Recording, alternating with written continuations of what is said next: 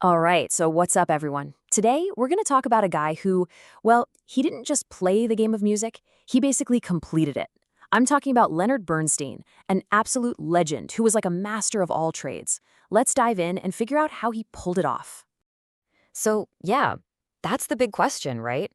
How does one person get that good at, well, everything? I mean, think about it. Writing these amazing, epic pieces of music, leading the best orchestras on the planet, and being an incredible teacher to millions? It seriously sounds like he found all the cheat codes to music. So, how on earth did he do it? Okay, to really get a handle on this, let's use a gaming analogy, because it actually makes perfect sense. Being a top composer, that's like being the lead game developer, the one who builds the entire world from scratch. Then, being a star conductor, that's like being the #1 pro gamer, live on stage, executing every single move perfectly in front of a massive audience. And a legendary teacher?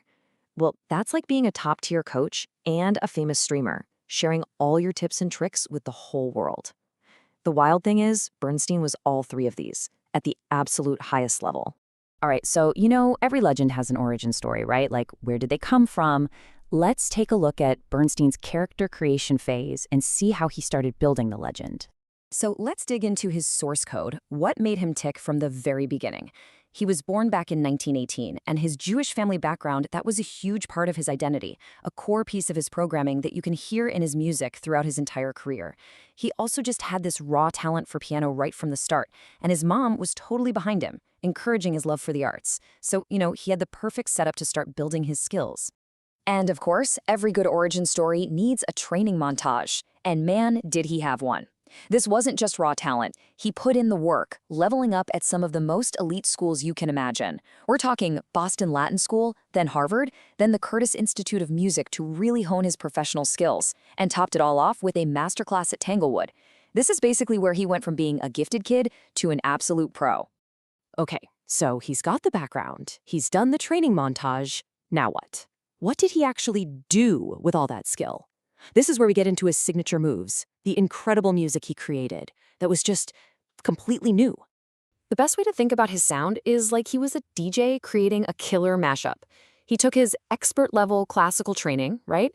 And then he mixed in these cool, catchy jazz rhythms. On top of that, he layered in this big, bold American energy, and for the final touch, he poured his own personal stories right into the mix. What came out was this Bernstein mix, and it was something nobody had ever heard before. Totally original. So his first huge release, if you will, was his Symphony #1 called Jeremiah. And you shouldn't just think of this as music. Think of it more like the soundtrack to an epic movie. He's got a whole orchestra and a singer telling this intense story from the Bible about struggle and faith. I mean, for a debut, it was incredibly powerful and emotional. What a way to start. Then he followed that up with his Symphony #2, The Age of Anxiety. And what he did here was so cool. He basically took a famous poem and translated it directly into music. The piano is kind of like the main character in the story, taking you through all these feelings of loneliness, but also hope. And you can totally hear those jazzy sounds he loved to weave into everything.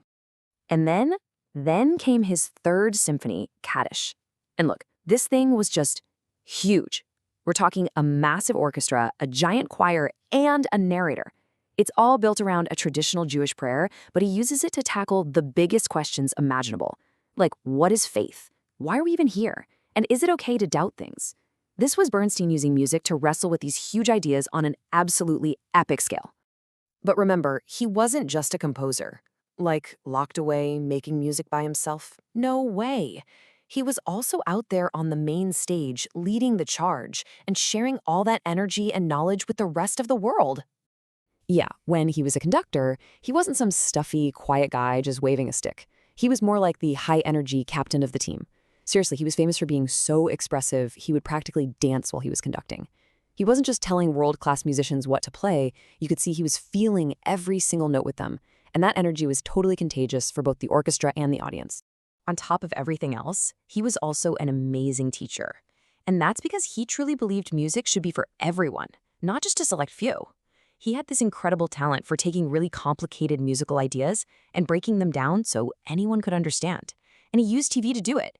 He basically became the original music streamer, reaching millions of people right in their living rooms and getting a whole new generation excited about creating music. So, after a career that insane, you might think, okay, game over. But not even close. His impact, his legacy is still a huge deal today. That's what really makes him an icon. Honestly, if there's one thing to take away from all this, it's this right here. He made classical music cool. He completely shattered the idea that it was some stuffy, boring thing.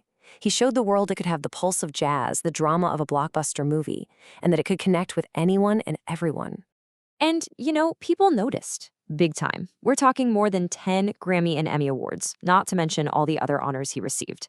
This wasn't just a niche thing. The whole world was basically saying, yeah, this guy is on a completely different level.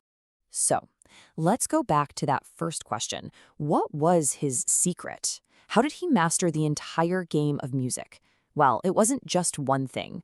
It was this perfect, unique mix. His heritage gave him a deep well of stories. His insane training gave him the tools. His creativity gave him the courage to break all the rules. And his passion for sharing it all, that's what brought it to the rest of us. And that kind of leaves us with a final question to chew on. Who's doing that today? Who out there is composing their own stuff, performing it live, and teaching others all at the same time? Someone who's breaking down the walls between different kinds of music and just sharing what they love with millions. Who do you think is the Leonard Bernstein of our generation? It's a fun thing to think about.